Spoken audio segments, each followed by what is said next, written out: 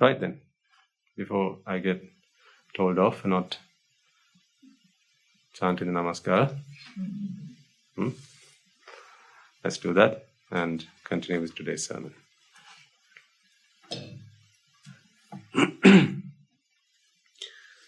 Namo tassa bhagavato arahato samma sambuddhassa. Namo tassa bhagavato arahato samma sambuddhassa. Namo tassa bhagavato arahato samma sambuddhassa.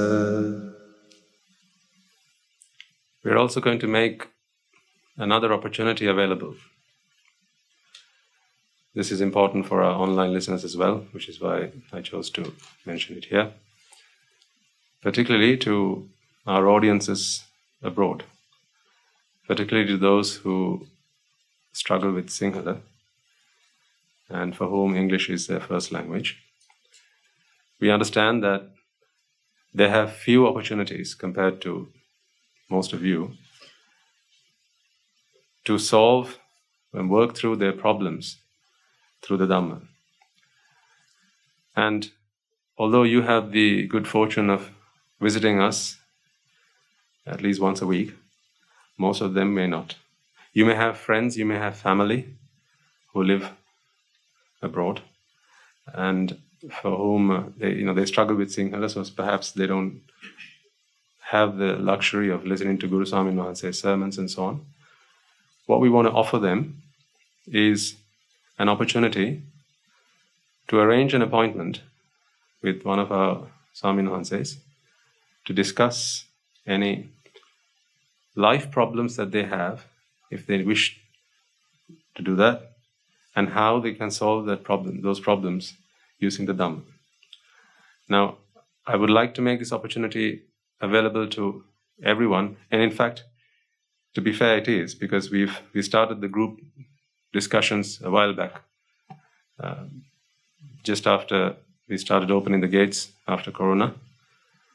You have the opportunity to book appointments at the monastery. I'm assuming you are aware of this, right? You can make appointments and come in and speak to us.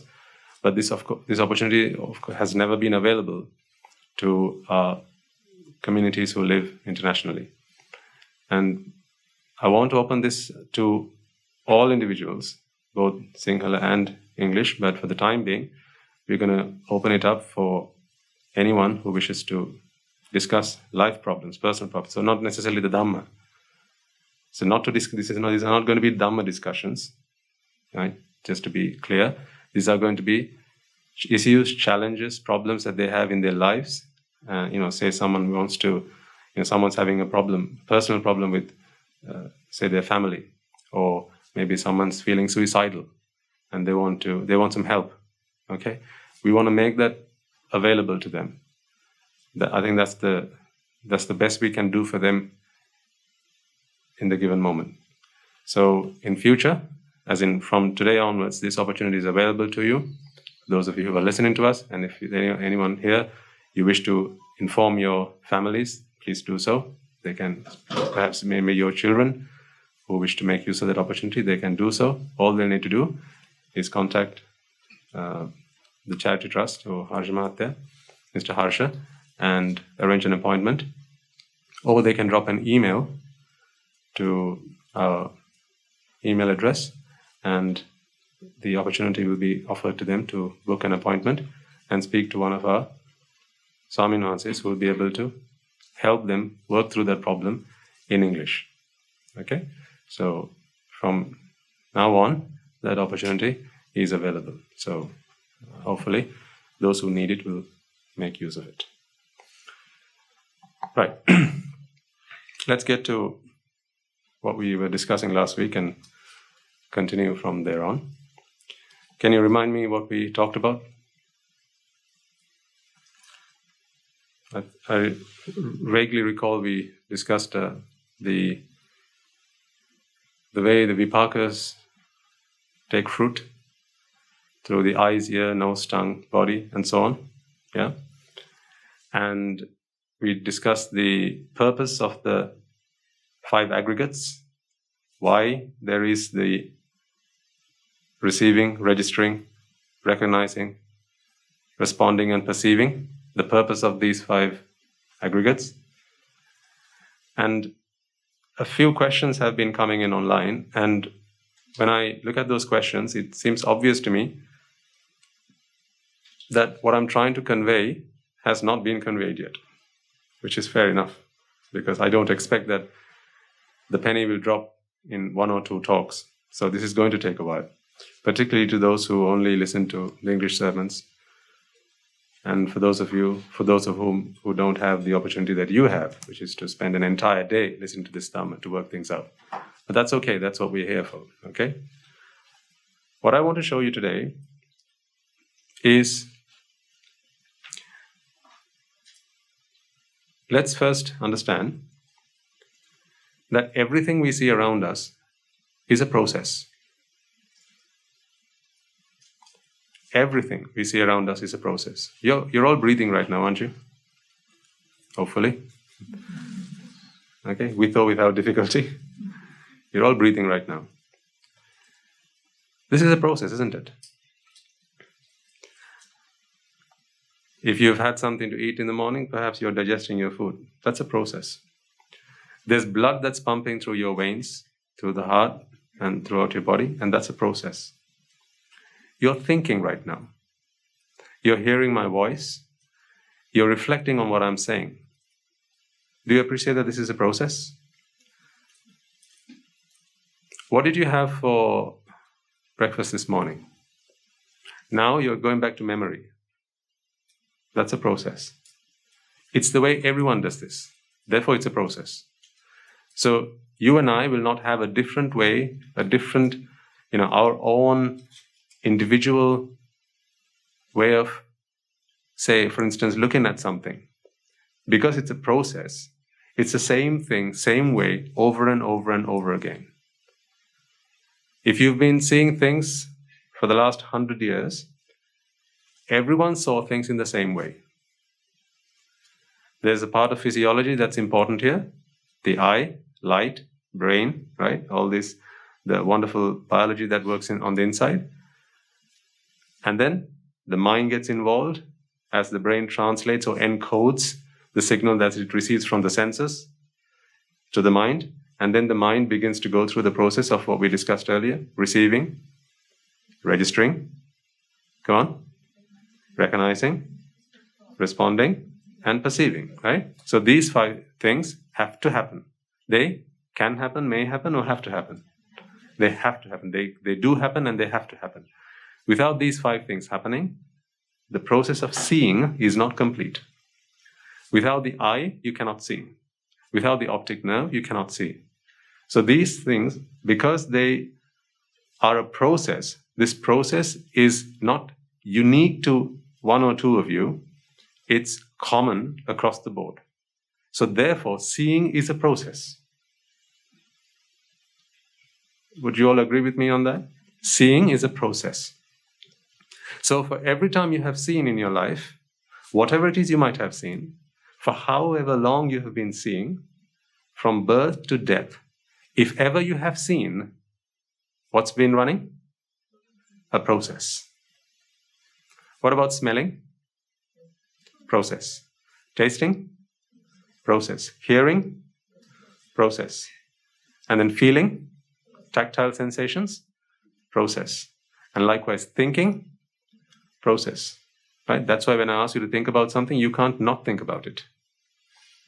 Because if you kick a process off, then the process has to run. Right? If it's a predetermined process, it has to run. Right? I asked you to think about this pen. Now stop thinking about it. Stop thinking about this pen. Can you? No, because I've started the process. Therefore, you can't stop thinking about this pen right now. Right? Yesterday morning, see? When you left home this morning, right? You remember when you walked up your door and you opened it and then closed the door and then locked it? Stop thinking about it now. You can't. So you understand that thinking is a process. So, if you think about it then, seeing, smelling, tasting, hearing, touch, and thinking, all 6 of these things are processes. So what are you, if not the aggregation of a multitude of processes? So really, are you man or machine?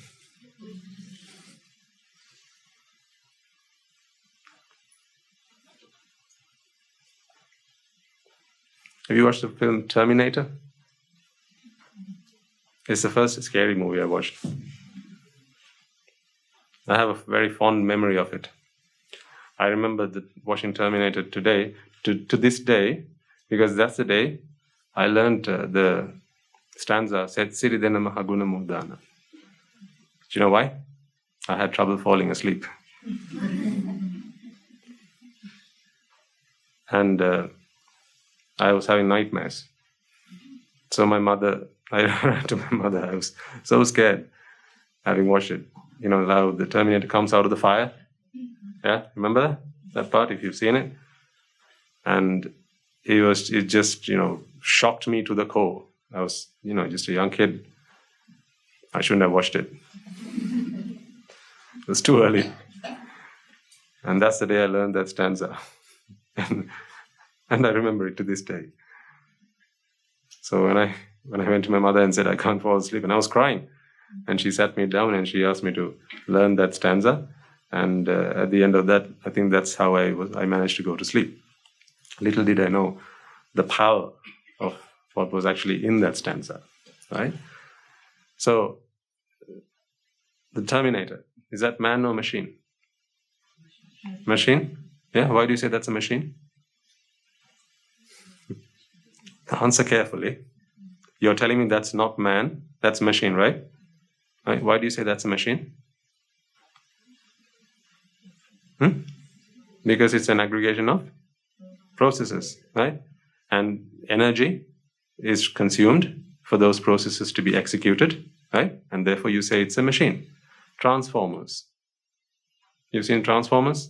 Yeah, those robots, right? Name a few. Bumblebee, Optimus Prime, Megatron. What's up with that? Star what? Starscream. Oh, Decepticon. Thank you. No, he knows we don't know. Shame on us. Thank you, sir. Right? So that one, whatever that was. Starsquid, yeah? Starsquid? Starsquid. Right, so that guy. So these are all machines. We know this because they're processes. They do consume energy, but they're processes, right? So you say they're machines, not man. What about you guys? Seeing, smelling, tasting, hearing, touch, thinking. And don't they consume energy? Why do you put stuff through those holes in your faces? Because that's the only way you can actually put energy into these machines. There's no other orifice in your body into which you can put stuff that can give you energy. Every other orifice is something that takes stuff out of your body. Right? So the only place you can put stuff into your body to give you energy is the hole that you have in your faces. So that's the way you put energy into it, and energy is consumed to execute and to run these processes. So what are you, man or machine? But the mind is the mind. Yeah. So the mind is also what? Okay, right. So the mind, we say the mind can think. So there's a mind, therefore we feel that we are different to other machines, right? Okay, let's see how the mind works. Now, I tell you, this is an elephant. You can hear it, but your mind won't allow you to process that as an elephant. Will it? Can you try and force yourself to think of this as an elephant? No, so isn't the mind a process? Isn't thinking a process? Because you can't change that process. If you know that this is a pen, now you can't stop yourself from thinking that this is a pen. Today is what day of the week? Saturday, right? Shall we stop? No, I'm not going to fall for that again. Oh no, we don't make the same mistake, right? Oh no. Right? Okay, shall we all start calling today Monday? Can you try and convince yourself that today is Monday? Can you? Why? All you have to do is think. So think then. Go on, think that today is Monday. Right? Okay, let's count the days of the week then. Monday, Sunday, Tuesday, Wednesday, Thursday, Friday, Monday.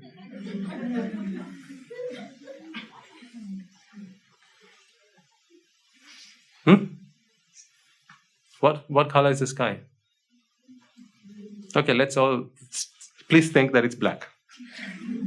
Okay, so what color is the sky? Yeah, but you have to think that though. You can't just say it's black. If I were to telepathically look at your mind, you have to be thinking that it's black and not thinking it's blue, but because I asked you, the answer comes to your mind that it's blue, and then you immediately convert. I have to say black now, so I should probably say black, and then you say black. But the answer comes to you without effort by default that the sky is blue, doesn't it? So can you stop thinking that way? Can you stop thinking that way? If changing thinking patterns was so easy, then why do they need counseling when people get into problems? Do you agree? Yeah, why do people need counseling? If changing thinking patterns were so easy, people get addicted to drugs. Now we're doing a whole thing about helping people try to come out of those addictions. We're working really hard on that, and very soon we're going to start something so that we can help so many people out there who we know have become slaves to their thinking patterns. Because they don't know that their thinking patterns have been hijacked. They don't know that. They think this is the way it is and this is the way it will always be. They don't feel empowered to change the outcomes of their lives. Like they feel that they're the slaves of their choices. Choices that they may have or may not have made, in a sane mind. Perhaps they were influenced, manipulated on some occasions. So addictions, right? Someone's addicted to something. It can be anything. Biting their fingernails. That's an addiction. Drugs, alcohol, smoking, pornography. These are things that people can get addicted to. If you may have perhaps had to have a conversation, maybe with a child of yours, right? When you realize that they're addicted to something, okay? Was saying once enough? Well, all they had to do was change their thinking habit, change their thinking pattern, right? Buddha, stop smoking. Okay. And since then, it's not smoked. Usually, that's not the way it works. Son, watching that stuff is not good for you. Right? Don't watch that again. Okay. And they never watched it. Did it work like that? No. If they did, all parents would be able to have a good night's sleep.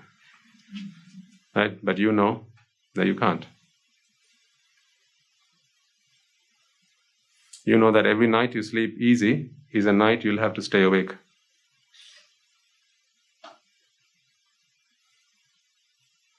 Because every night you think you can sleep easy is a night your children may be awake, getting up to something. And then that's a night you'll have to pay by staying awake another night. That's the way it works. Why? Because these are processes. Because once a process is designed to run a certain way, and once you click the start button, it's going to run the same way, unless the process is altered. So again, I ask the question, are you man or are you machine?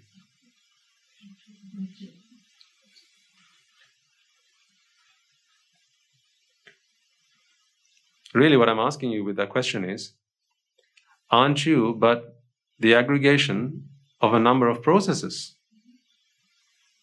If you can't change the way you see, because seeing is a process, if you can't change the way you hear, can you stop hearing this? Stop. Don't hear me do this. Don't hear these steps. Go on. I challenge you. Stop hearing this. Why can't you stop it? Because it's a process. That's why. Because it's not you doing it. It's a process. Keep your eyes open and stop seeing me.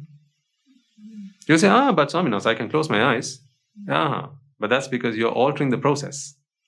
The only way that you can stop seeing is if you alter the process. The only way that you can stop hearing is if you alter the process. And the only way that you can stop thinking the way you do right now is if you alter the process. Therefore, it's like a machine. Like what happens if a virus gets into your computer? What does a virus do? It alters the process. So once the process is altered, right, or even a bug in a software code that alters the process, you intend it to do something, it does something else. Right? Then the process is altered, and then you don't get the desired outcome. So then what you have to do? If your computer gets infected by a virus, what do? Pick it up and thrash it on the floor? Does that fix the problem? Throw it out the window? Slam it with a hammer? No, what do? Yeah, you clean it up. You get an antivirus program, stick it in there, and what does the antivirus program do? It scans the computer to find this malicious bit of software, and it removes it. In doing so, what does it do? Restore the process. That's what it does. If you hit the print button and no paper is coming out of the printer, what do? Swear at it? I'm going to tear you a new page, you blooming printer. Print. Although I've seen people do that. No, they have, yes. That's when people don't realize that it's a process. So what do you do when your printer doesn't give you paper? What are some of the things you would do normally? First, you might walk up to the printer and see if there's enough paper in it. Why do you need to check whether there's paper in there? Why? That's right. Because for the process to complete, there's an input that needs to go into that, and that is paper. Perhaps the printer's door has not been shut properly, right? So the panel that you have to shut, so then you walk up to see if it's shut properly. Maybe the printer's not connected properly. Maybe you don't have the drivers installed properly. Yeah? See, maybe the printer's not plugged in. See, you go and check which part of the process is not working properly, and therefore you fix it, and then it starts working again. Was that magic? What was it? Come on, you know the word. Was it magic? No, then what was it? Was? Logic. Thank you. It was logic. What are you all then? Magic? Do you like to think of yourself like that? I'm just a bundle of magic. Huh? You might feel of yourself in that way, but really, you're just logic. Every part of you is logic. That's why doctors can fix you when you break. That's why I can fix you, because right now you're broken. The mental part is broken. The physical part, I don't need to worry about. You know what to do about it. You're here because you understand that your thinking pattern is a process which can be altered. Accepted? Otherwise you wouldn't be here, right? If you are going to think the way you are forever, why do you come here? If the way you think cannot be changed, why have you come here today? You're here because you have given me the opportunity to change the way you think. Am I right or wrong? There you go. You have allowed me to do surgery on your mentality. This is surgery. I'm opening it up, right? And I'm trying to find the part that is what do you call it? The what? I'm trying to fine tune it, I'm also trying to find the part that's gone wrong with it. So I'm trying to find the virus. I'm trying to help you find the Trojan, the Trojan horse, right? So we can take it out. And then once that's been taken out, that's it. I don't need to do anything else. The remainder of the process works just fine. So I don't need to teach you how to think from scratch. All I need to do is find the part of the process that has gone wrong and fix that part. Now, on the topic of processes,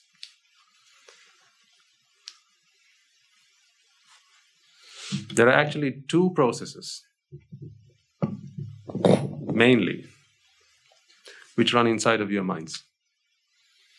We talked about one last week, where the eye, the ear, nose, tongue, body, and mind, they feed sight, sound, smell, taste, touch, and memories. Yeah, we talked about this.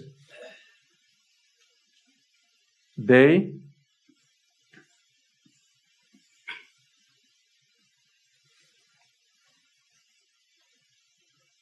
initiate the mental process, which leads to perception. You know the 5 things above that, right? So receiving, registering, recognizing, responding, and perception, right? Culminating in this. This is one process. This process is just fine. Okay? This is how you perceive things. You know when something is put in front of your ear, or your eye, or your nose, or your tongue, because this process works. Not because you want it to work, right? Not because you like it to work. That's why you can't stop hearing when you say someone wants to shout at you. Someone is shouting at you, and you don't like it. Why do you ask them to stop? Huh? If you don't like them shouting, then what should you do? Stop hearing it.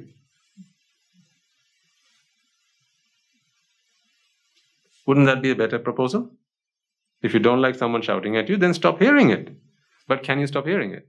No, why? It's a process. The thing is this though. So you try and stop the other person. But that is also a process.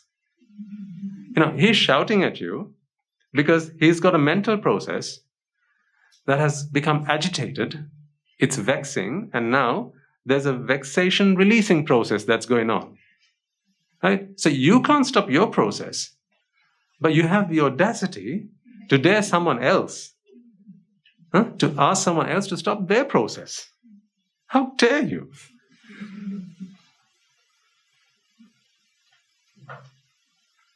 What do you say? Yeah? That's the thing. So, once you understand that these are all processes, you begin to accept them with equanimity. You begin to understand, you begin to appreciate the world with equanimity. You have a question, sir? With AI? Oh, we'll talk about that another day. Okay? Good question. I was wondering why that came to my mind. Just before you asked the question, something came to my mind. Maybe I should talk about AI, and then you ask the question. Another day, okay? But ask me that question another day. So, perception. This process, we don't need to worry about. Why don't we not need to worry about this? Because what? Because what? It doesn't create suffering. Or jati, which is the word we have now come to use, right?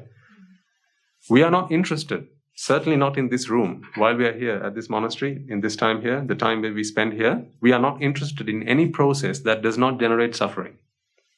Why do we feed you when you come to the monastery? We give you a broth in the morning if you come early, then you get afternoon meal, then you get a roti or something before you leave. Why do we feed you? Why do we run that process? Because what? Yes, because you are suffering. Because you're suffering. Physically, you're suffering. Why do we have air cons in this room? Otherwise, you'd be suffering. Why do we have a roof? You're suffering. Right? Why do we have chairs so you can sit down? Because you're suffering. So you realize that everything we do here is to help you free yourselves, alleviate suffering, right? But all those things that I just mentioned, you can do fine just on your own. You don't need my help for that.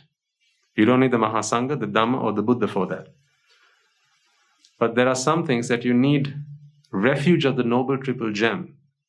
There's a particular kind of suffering to free yourself from which you need refuge of the Noble Triple Gem. If you're hot, you need refuge of the Noble Triple Gem? No, you need refuge of the air conditioner. If your legs are aching, right, you don't need refuge of the Noble Triple Gem, you need a chair so you can sit down. If you're hungry, you take refuge in rice and curry. Yeah? And if you're feeling unwell, then you take refuge in medicines. But if you're mentally suffering, then there's only one thing you can take true refuge in, and that is the Noble Triple Gem. What the Noble Triple Gem helps you do is identify your mental processes and help you realize that there are two processes that run in parallel, one of which is just fine. The other is problematic. What we help you do is to stop the problem-causing process. It's not this one, it's the other one. Let me show you the other one. It starts off, yes. It starts off with ignorance.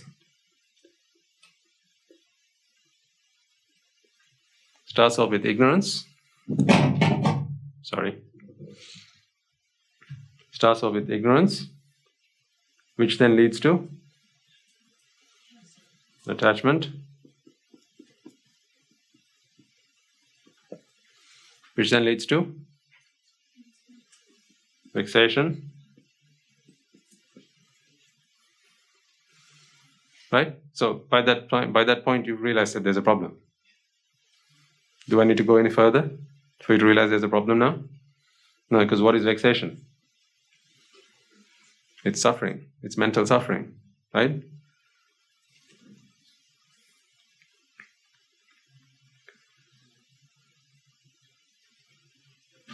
This process is the process that we have a problem with, not this process. This is the sensual world. The sensual world is perceived through this process. That's process 1. This is process 2. These two processes run in parallel. I have explained to you in the past that when this goes on, you have the mind which arises and passes away in this fashion.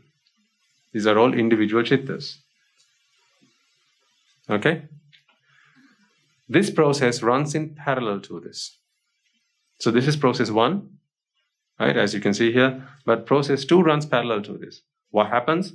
Ignorance in the mind creates attachment, and thankfully I have another pen today. Fixation.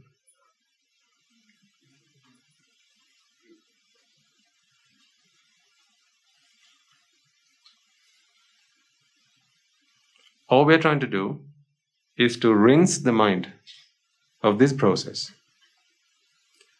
The problem is the fact that it's based in ignorance. That's why you're here. You can't remove yourself from ignorance. You can every once in a Buddha sasana by becoming the Buddha himself. Right? That's how you can do it yourself. But all other times, except for if you become a silent Buddha or a Pacceka Buddha, you need help to free yourself or remove this ignorance from your mind. In the presence of ignorance, the mind, always looking for happiness, is of the expectation that this happiness is received from these sensual objects that it comes into contact with. So here's what happens. When the mind thinks that the sensual world, sight, sound, smell, taste, touch, and so on, that come from the outside world, bring along with it happiness and pleasure, okay, the mind now starts to set that expectation on that. That expectation is what attachment is. And when that expectation takes place, now the mind is vexing. You understand this sensation of vexation, right? When the mind is yearning for something and it doesn't have it, now it's in that vexation mode.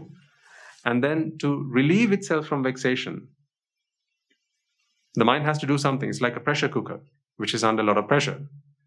To relieve itself from vexation, the mind goes into what mode? Insanity mode. Insanity mode, okay? Which is the follow on from vexation. In Pali we call it abhisankara.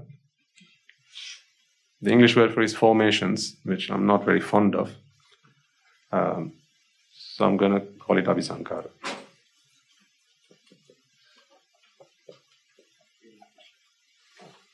Abhisankara.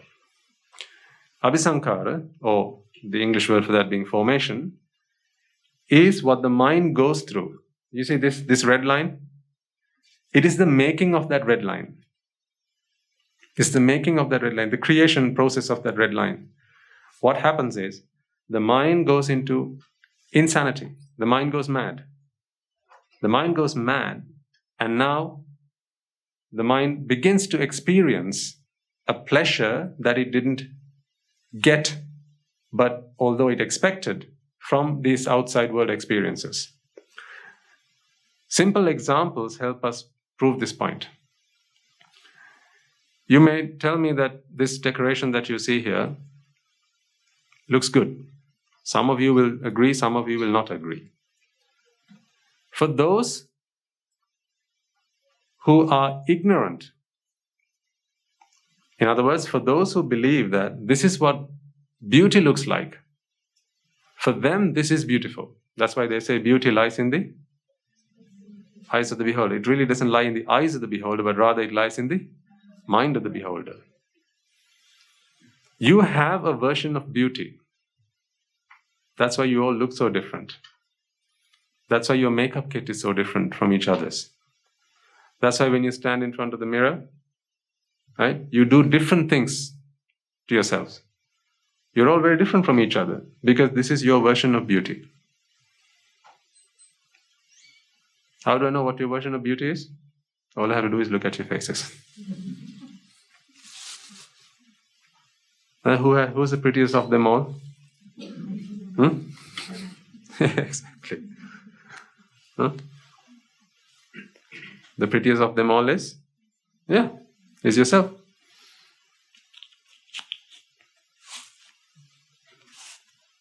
That's why the cosmetics industry exists and also is such a lucrative business. Because different people want different things. So there's always enough people to make happy. Always enough people to satisfy. It's not like, it's one size fits all. Everyone's different because ignorance is different for everyone. Now, we talked about the self previously. How does it all connect here? There is a kind of ignorance which lies deep down, way below the ignorance of this sensual world is beautiful, pleasurable, and so on. Right? Now we are not talking about just the sight, sound, smell, taste, touch, but we're talking about something more intimate, something more primal, something more basic, something more fundamental. And that is this ignorance about separation. You'll recall from last week's talk that the reason we have these things, right? These processes, they're also processes in the mind. Receiving, registering, recognizing, responding, and perception. The reason that these processes are available is because the mind wants to separate. Because it's these things that helps the mind to separate. If you weren't able to receive, you wouldn't be able to separate. If you weren't able to register something, you wouldn't be able to separate. Let's take simple examples. You have the school attendance register. What does that help you do? Separate, right? Yeah, so because, if you have, say, 20 children in the classroom, your register is a record that tells you that there are 20 separate individuals in the classroom. That is what a register does. And if you're receiving something, isn't that a process that is required to separate individuals and entities from each other? Like 1, 2, 3, 4. See, you're receiving. Without receiving, you can't register them. What about recognizing? When does the process or the ability to recognize, when does it become helpful? Why do you need the process of recognizing? To separate things, isn't it? You know that this is a blue pen and this is a red pen. How? Because you can recognize a blue pen from a red pen. Now recognizing is necessary for you to be able to separate. If you didn't have the power of recognition, in other words, if you lost your memory, would you be able to tell one person from the other? No. Would you be able to tell the difference between those things? No. So your power of recognition helps you to distinguish between two objects. In other words, to separate two things. See, again, that's what separation or recognition helps you do. Responding. You know that this is an eraser and this is a pen. You know that this is used to write and this is used to erase. What does that help you do again? Separate, see? You know tea from milk, don't you? Yeah, what does that help you do? Separate. That's how you can then go on to have preferences.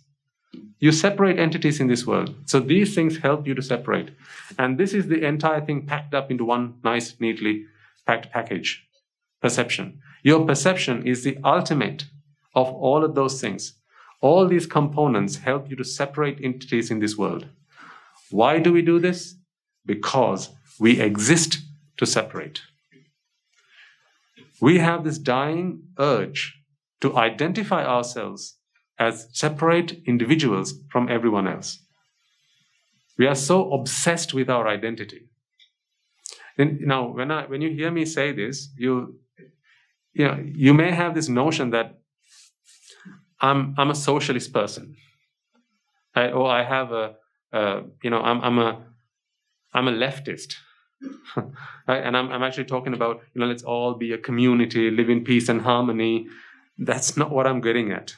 I'm talking about something much, much more primal, much, much more basic and fundamental. This separation is not about, separations, race, creed, right? Religion. That is not the separation I'm talking about. But all that separation is ultimately based in this fundamental separation. So you see, people will talk about, why do we separate ourselves? Why can't we all live together in harmony? Why do we have, different races? Why are we so aware of different races, and why do we discriminate? People you'll have heard about, and sometimes you may even speak up against it. I remember when I used to be in the the Junior United Nations thing back then. I used to stand up on stage and talk to people and say, why can't we all live in peace and harmony? Right? Why can't the Muslims get along with the Christians? Why can't the Christians get along with the Buddhists? Why can't the Buddhists get along with the Hindus? Why can't the Tamils get along with the Sinhalese? Right? As I'm saying this, I'm already separating them. I'm guilty of my own accusation. Do you see how I'm guilty of my own accusation? Why can't the Tamils get along with the Sinhalese? See, already I've separated the two. And then I'm saying, now that we've separated them, why don't we put them back together again? It's like Humpty Dumpty.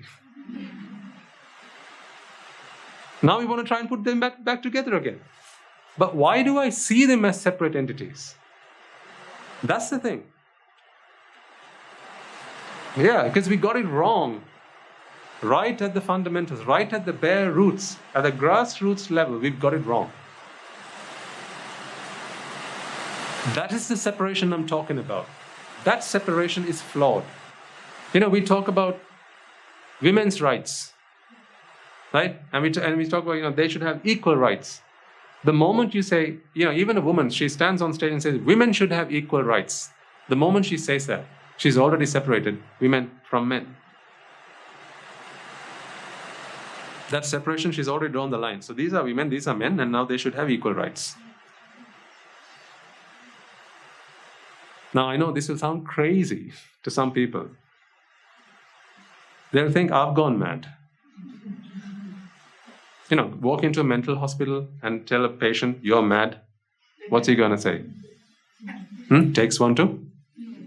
No one. That's what he'll say. I know this sounds so crazy. Hopefully you guys are, we are in the same camp here, right?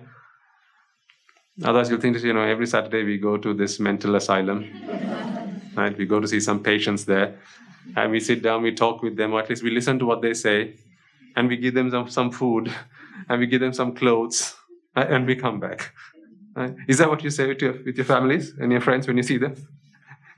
Huh? Every Saturday we go to this mental asylum in Ingria. Huh?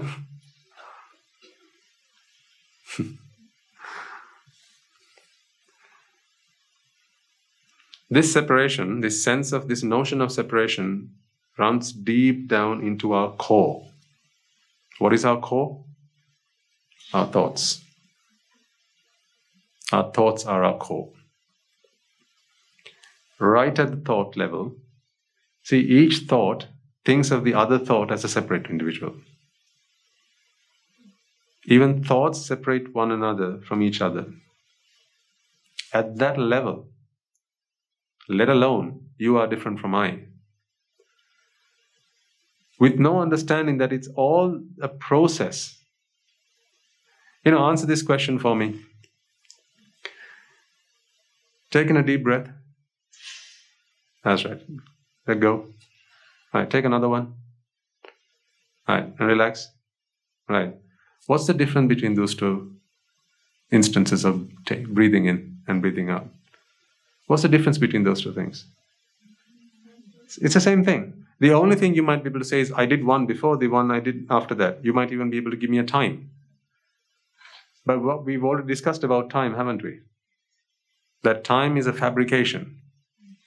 It's a fabrication to explain a world in which people want to separate things. So this happened yesterday, this happened today. Right? When you want some relative connection between two things, and you already established that this is the right moment, now in relation to this moment, that was yesterday, this is tomorrow. Other than that, there is no requirement for time. In a world where the mind does not exist, there is no need for time. Yeah? Now, those two breaths were exactly the same. The processes were exactly the same. It achieves the same thing. In the same way, thoughts arise to achieve the same thing. See, when I make this noise, the same thought arose in each of you until it got to the level of mental analysis. What I mean by that is this. It's all the same on one level. There is some separation on another level. Let me explain what I mean by that. This sound will conjure in your minds sometimes different things. So, for example, some of you, if perhaps you like music, right? When I do that, in your mind you're probably thinking, jazz. Right? Some of you may be thinking, that's the noise my teacher makes in classroom when she wants to wake me up. Someone else might be thinking, that's when my father is angry, right? That's the noise he makes with his cane, right? You'll have different thoughts, but that's, again, there's a process that runs inside each of our minds, which goes into memory banks and bring various kinds of stuff. At that level, we are all the same again. Different things will come back from memory, but the fact that you go into memory is all the same.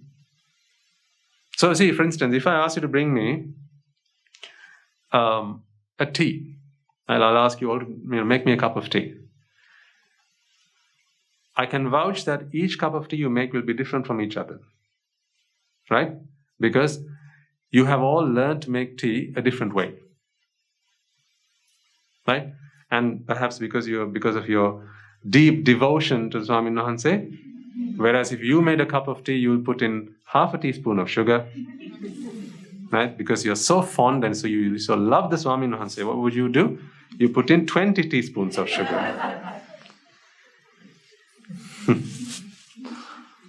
Right? Okay? So but besides that, right, you all have different ways of making tea, and every teacup you bring here will be different.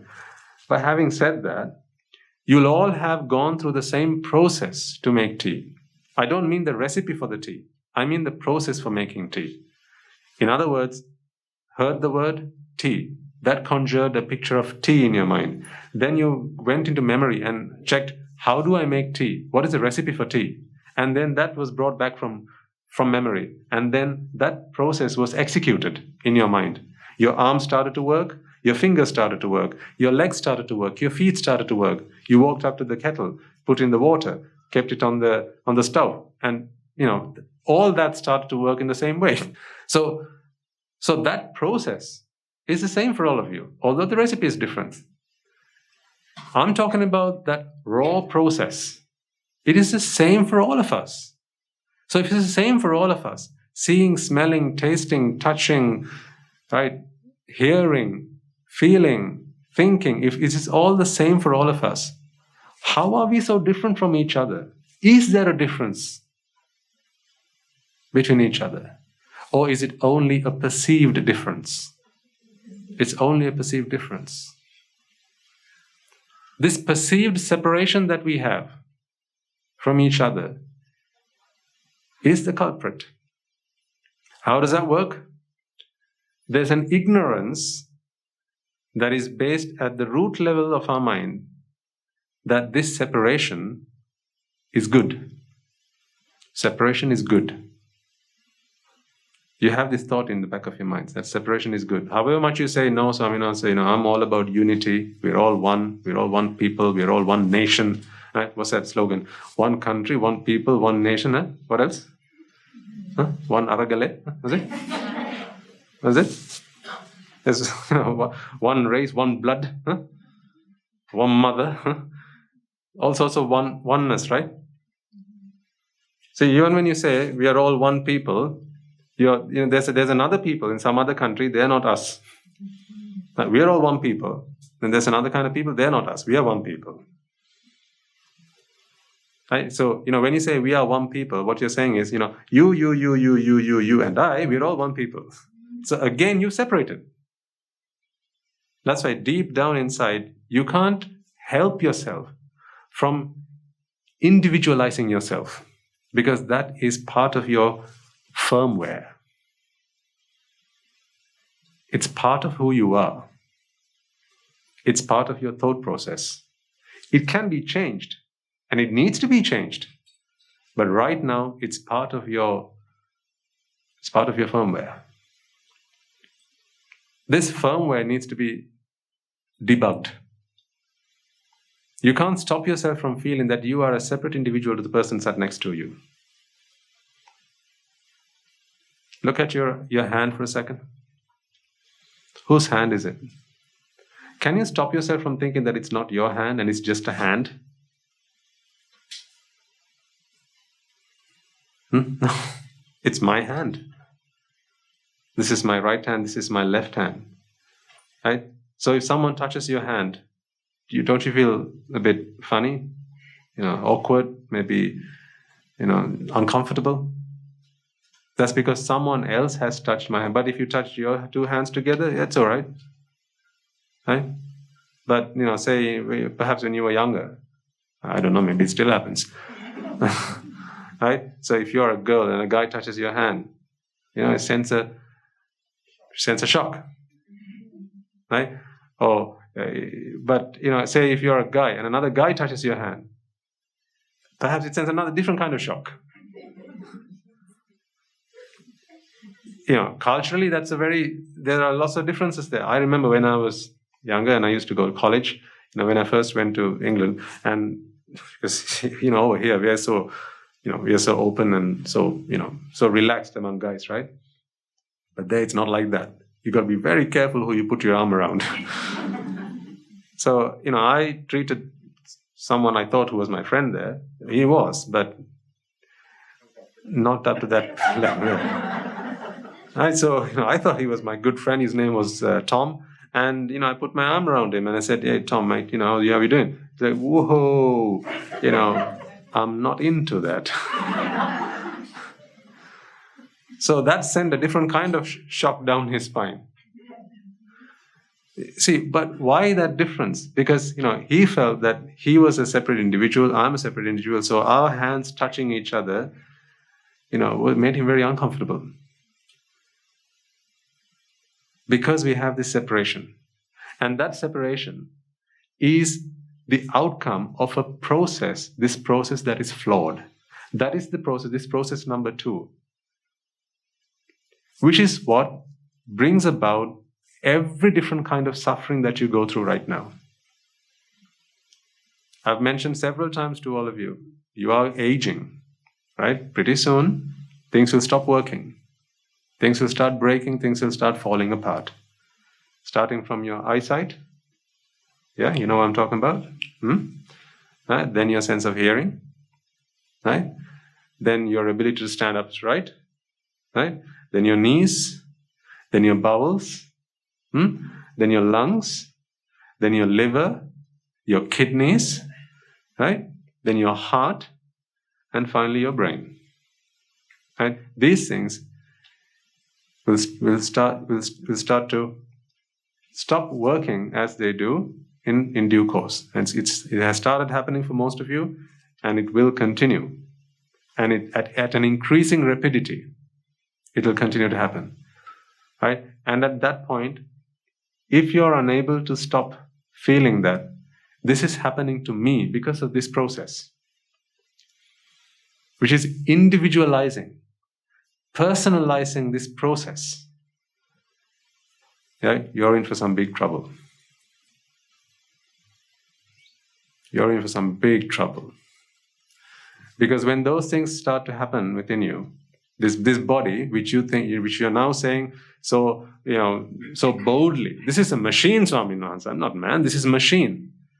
Huh? You can say that right now, but let's see when the machine starts to break and starts to fall apart, whether you'll be able to say it, with a straight face just like you do. Look at your parents, for instance.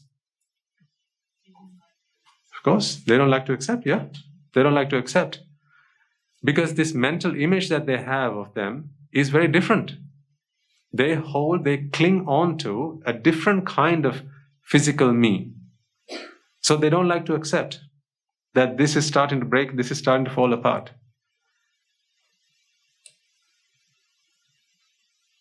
That's what I'm saying. We need to do something about this before all hell breaks loose. Before everything starts falling apart. Because by that point, once you start losing this sense, once you start losing the ability to keep yourselves upright, you won't be able to bring yourselves into this mental asylum. To hear this madman talk. Will you? Once it starts happening, you won't be able to do that. So what we need to do is to try and stop this process. To stop this process, we just need to do one thing. What is all this based in? Ignorance, see? What is ignorance? Ignorance is not knowing the truth. What is the truth? The truth is what I'm telling you right now. This is the truth. The 4 noble truths. The 4 noble truths are the truths. So understanding the truths is the only way you can free yourself from ignorance. Understanding that you cannot separate entities. We talked about manifestation last week. Remember?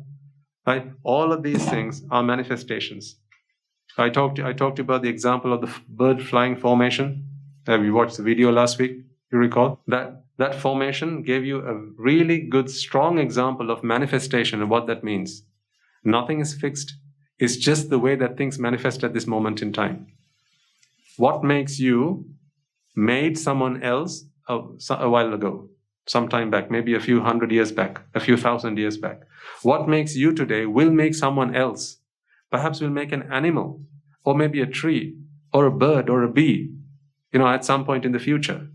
So really, what makes you is not wholly, entirely, and it's not written in your name. It's only temporarily manifesting as what you can see today, right now. So nothing is you fixed and permanently. Everything is in a transient state. The way that we separate things are purely based on our projections on the world. I used the example last week, and I want to remind you this again. How many roads are there in Sri Lanka? One? Really? How come? How many roads are there in Sri Lanka? Right? How many roads in Colombo? Baseline Road, Gregory's Road. What more do you have? Flower Road, Gold Road, Candy Road, Jaffna Road. How many roads are there in Sri Lanka? How many roads? How many roads? Only one road. Why? Because we're one nation, right? One nation, one road. That is our vision. One nation, one road. Or the road to hell. Is that the road I'm talking about? No. You see, you could draw the road map of Sri Lanka. It will go all something like this, and this is Sri Lanka, right? Or something like Sri Lanka, right? These are all the roads, okay? Right? Now, these are all connected to each other. There's no road that stands like this with no way of getting to it. Right? So every road is interconnected. Therefore, it's all one road. Right. Then answer this question for me. I'm supposed to let you go at 11:30 today. I've got 5 minutes. Right. There's a road. Okay? A man walks. A man's walking. Right? There's a road. A man's walking. Where's he going? Where's he going? On the road. Okay, but where is he going? Not what is he going on. Where is he going? Where is he going? Nowhere. What is he approaching? Or where is he approaching? Destination. Which is? What is he walking away from? You can't answer this question. Why? Because I have not marked anything on the road. Right?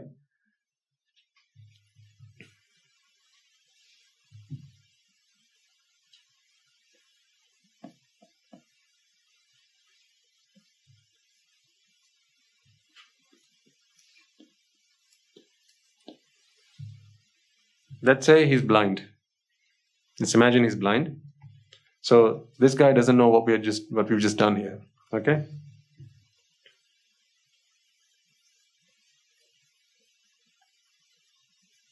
Can you read that okay? Don't speak out, he might hear you. I said he's only blind, not deaf.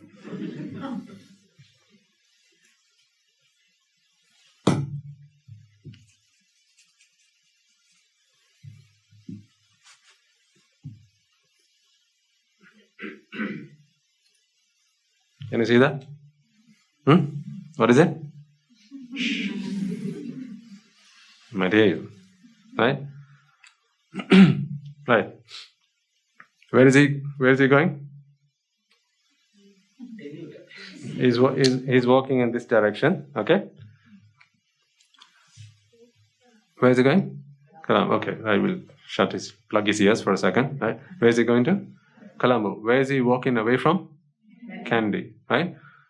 Now, does this guy know where he's going? Does he know where he's walking away from? No. So does he need to know?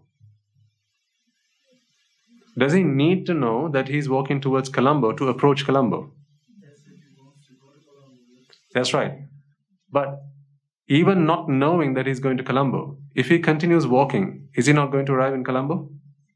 He will. He doesn't need to know that he's going to Colombo to arrive in Colombo. It's like, when you're on a flight from one country to another country, if you are flying over lots of land, lots of other countries, you don't need to know what all the countries are that you're flying over to get to your destination, right? Right? Otherwise, you'll have to first learn the world map before you get on of light. Right? So this guy is walking in this direction. He doesn't need to know that he's walking towards Colombo. He doesn't need to know that he's walking away from Kandy to get to Colombo or to move away from, distance himself from Kandy. That knowledge is not something that he needs to possess. So then what is Colombo and what is Kandy then?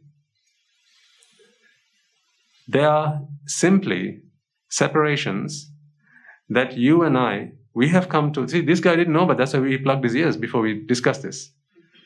Right? We bestowed on ourselves the power to separate this bit of land, this road. There were no separations. Before these came into being, could he not just walk?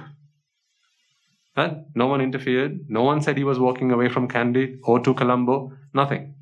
Right? Now, without his knowing, we went in there, we put these posts or these boards, name boards, and said, right, this is Kandy, this is now Colombo, and now we're saying he's walking away from Kandy and he's walking towards Colombo. That is simply a convention. Has this road now permanently become Kandy and Colombo? Could we not say for the next day, go and take that board out, take this out, and say, now call this Kandy and that Colombo? Can we not do that? Can we not do that? We can do that, right? And now he's still walking because he doesn't know what's going on. He's still walking, and now you'll say now he's walking towards Kandy, not Colombo. This separation is simply a conventional separation. These separations are useful in our day-to-day lives because it helps us to communicate things. It helps us to say what's going on in this world because we are really interested in what's going on in this world. But the world does not need such things to operate. This man's walking has no connection, has no relation to this being Kandy, Colombo, or Colombo, Kandy, whatever. He's just walking on a road. We can make this the Kandy, this is now the Kandy road, we can make this the Jaffna road. How do we do that? Exactly, that's what we need to do, see? Now it's the Jaffna road, now it's the A9. That's what we had to do. So these separations are simply conventions. Do we need to get rid of all these conventions? No, we don't need to do that. We use them to live. We use them to get by. We use them to, live a convenient and a comfortable life. But we need to understand that these separations that we have come up with are simply conventional separations. These are not things that are fixed or permanent separations. Because nothing in this world is really permanently separated from anything. Just like you looked at your hand a moment ago and said, this is my right hand. That sentence is incomplete. If I ask you, what is this? Next time you must answer, this is my right hand for now.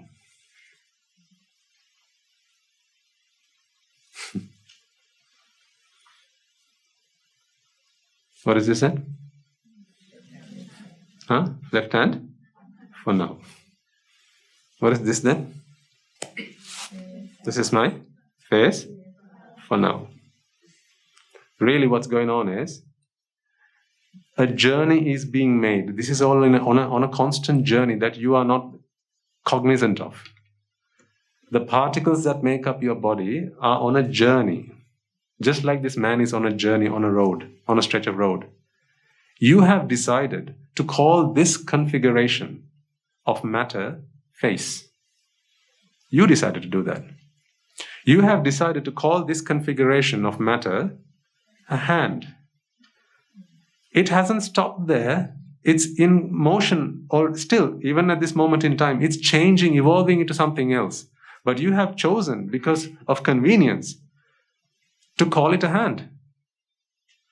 Because in a while, maybe in 15, 20, 30, 60, 100 years' time, this is going to be an apple tree. So really, this is in the process of becoming an apple tree. It never wanted to be your hand. It's just on a journey to becoming an apple tree. You have decided to call it your hand. Therefore, the right answer is, this is my hand for now. Who is that, madam? Yes, go on. my daughter for now.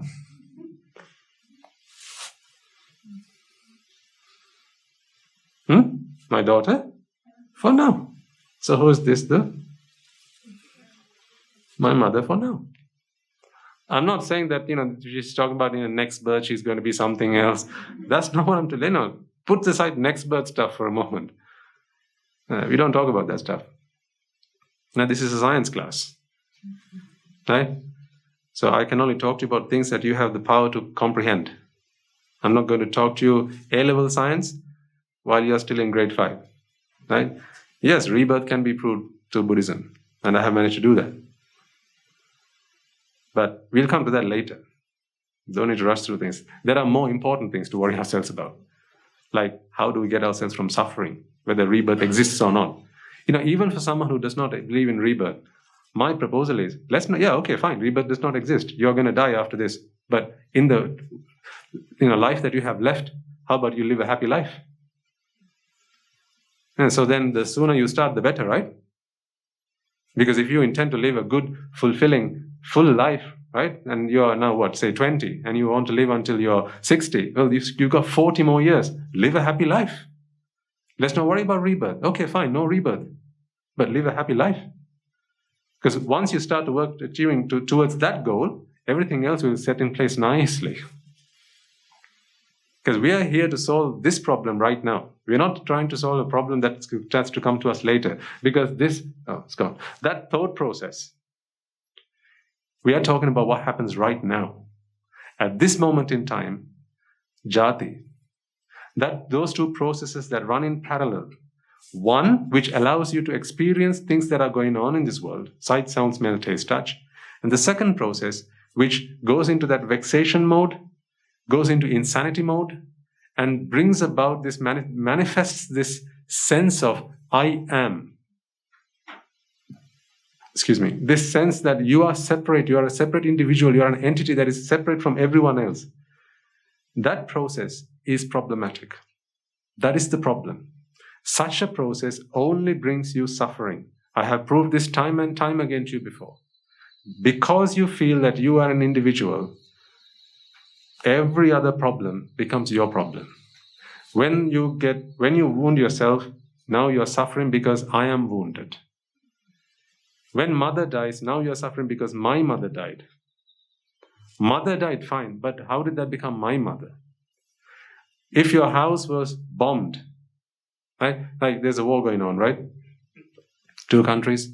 Now I hear that some people they weep, they cry, they're almost torturing themselves because they can't bear the pain of what's going on. Houses get bombed and things collapse and it's just mayhem. Fair enough, I understand what's going on there. But the thing is, it was not the bombs that brought them suffering. It is their ignorance. So it's not Russia or Ukraine who's wrong here. Ignorance and attachment are wrong. Because when the house collapses, bomb struck, house collapses, someone there feels that's my house. That's the problem. Yes, they need a house. This body needs a house. But my doesn't need a house. There doesn't need to have a belonging. That sense of belonging is what causes a problem here. That's when old age becomes a problem to you. Right? If you are now thinking to yourself, I'm old now, look at me. I'm aging. I don't like this. That's because you feel that you are aging. There's a process that's running in the back of your mind. That's number 2 process that makes you feel that you are an entity, you are an individual, that gives you that sense of self. This sense of self is the reason that all this suffering come and haunt you night and day. What we're trying to do here is to stop that process from taking place. How does that happen? Because of ignorance. What ignorance? Your ignorance that it's a separate process. And your ignorance that it's a separate process which runs in parallel to the process that is not of any problem, not of any suffering, that does not bring about any suffering. It is your ignorance of that. And your ignorance that This separation is joyful. This separation is essential. This separation is pleasurable. That is the ignorance that brings about this suffering. That brings about this jati. So what we are trying to do is to stop that. So all our efforts are towards that. So what we need to do is just keep going at it until we can achieve it. I must admit, though, that it will take a lot of practice. Listening to one sermon is not going to help you get there. This will take a great deal of practice. So while you're awake, walking about, doing things, eating, sleeping, well, you can't do it while you're sleeping, eating, washing, driving, whenever you're doing anything, ask yourself this question: do I feel that I'm doing this? If you feel that you're doing it, there's a problem. That second process is active. At that point, remind yourself what we discussed in this classroom, what we discussed in this sermon. This cannot be an I that's doing it. This is a process that's running. A computer never feels that it's it that's doing it. It's a process.